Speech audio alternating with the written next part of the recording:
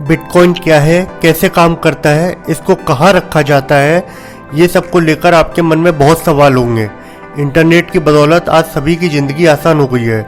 सभी तरह की जानकारी हासिल करने से लेकर ख़रीदारी करना, टिकट बुकिंग करना वगैरह सब कुछ हम इंटरनेट के थ्रू कर पा रहे हैं। आजकल इंटरनेट की मदद से पैसे कमाना भी पॉसिबल हो गया है। बहुत सारे तरीके हैं जिससे कि हम घर बैठे ही इंटरनेट से पैसे कमा सकते हैं। उन सभी तरीकों में से एक है बिटकॉइन। आप में से कुछ लोगों ने बिटकॉइन के बारे में सुना होगा और जिन्हें बिटकॉइन के बारे में कुछ नहीं पता उनके लिए ये वीडियो हेल्पफुल होने वाला है। दोस्तों, सबसे पहले सवाल ये है कि बिटकॉइन क्या है। What is bitcoin? दोस्तों, बिटकॉइन एक वर्चुअल करेंसी है। जैसे बाकी करेंसीज होती हैं जैसे रुपये, डॉलर एक्सेट्रा, ठीक उसी तरह से बिटकॉइन भी एक डिजिटल करेंसी है। लेकिन ये बाकी करेंसीज से अलग है क्योंकि बिटकॉइन को ना ही हम देख सकते हैं और ना ही बाकी करेंसीज की तरह इसे छू सकते हैं। बिटकॉइन को हम सिर्फ ऑनलाइन वॉलेट में स्टोर करके रख सकते हैं। बिटकॉइन का इन्वेंशन सतोशी नाकामोटो नामक व्यक्ति ने 2009 में किया था। बिटकॉइन एक डिसेंट्रलाइज्ड करेंसी है जिसका मतलब है कि इसे कंट्रोल करने के लिए कोई अथॉरिटी, कोई बैंक या कोई गवर्नमेंट नहीं है, यानी कि इसका कोई मालिक नहीं है। दोस्तों, अब सवाल आता है कि बिटकॉइन का यूज़ क्यों किया जाता है। दोस्तों, बिटकॉइन का यूज़ हम ऑनलाइन पेमेंट के लिए या किसी भी तरह के ट्रांजैक्शन के लिए कर सकते हैं। Bitcoin peer to peer network base पर काम करता है, जिसका मतलब है कि लोग एक दूसरे के साथ सीधा ही बिना किसी बैंक के माध्यम से ट्रांजैक्शन कर सकते हैं। जैसे बाकी करेंसी का इस्तेमाल कर हम ऑनलाइन ट्रांजैक्शंस करते हैं तो बैंक्स के पेमेंट प्रोसेस को हमें फॉलो करना होता है, तब जाकर हम पेमेंट कर पाते हैं। ऑनलाइन ट्रांजैक्शंस की अगर बात करें तो हमारे द्वारा किए गए हर ट्रांजैक्शन का रिकॉर्ड हमारे बैंक अकाउंट में रहता है, जिससे ये पता लगाया जा सकता है कि पैसे कहाँ और कितने खर्च किए गए हैं।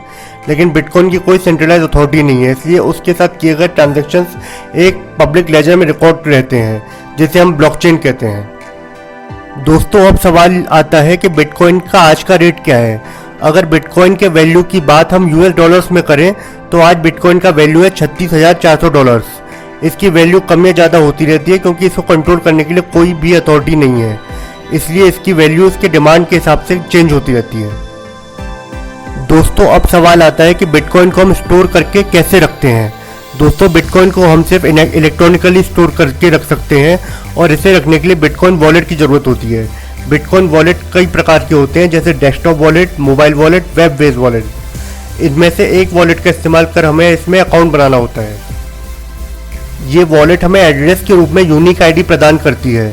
फॉर एग्जाम्पल, मान लीजिए आपने कहीं से बिटकॉइन कमाया है और उसको आपको अपने अकाउंट में स्टोर करना है, तो आपको वहाँ पर उस एड्रेस की ज़रूरत पड़ेगी और उसी की मदद से आप बिटकॉइन को अपने वॉलेट में रख सकते हैं। इसके अलावा अगर आपको बिटकॉइन खरीदना या बेचना है तो आपको बिटकॉइन वॉलेट की ज़रूरत पड़ती है।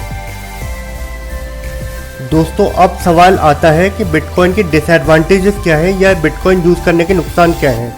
दोस्तों, बिटकॉइन का पहला डिसएडवांटेज ये है कि बिटकॉइन को कंट्रोल करने के लिए कोई अथॉरिटी, बैंक या गवर्नमेंट नहीं है, तो इस रीज़न से बिटकॉइन की कीमत में काफ़ी उतार चढ़ाव होते हैं, जिसकी वजह से थोड़ा रिस्की हो जाता है।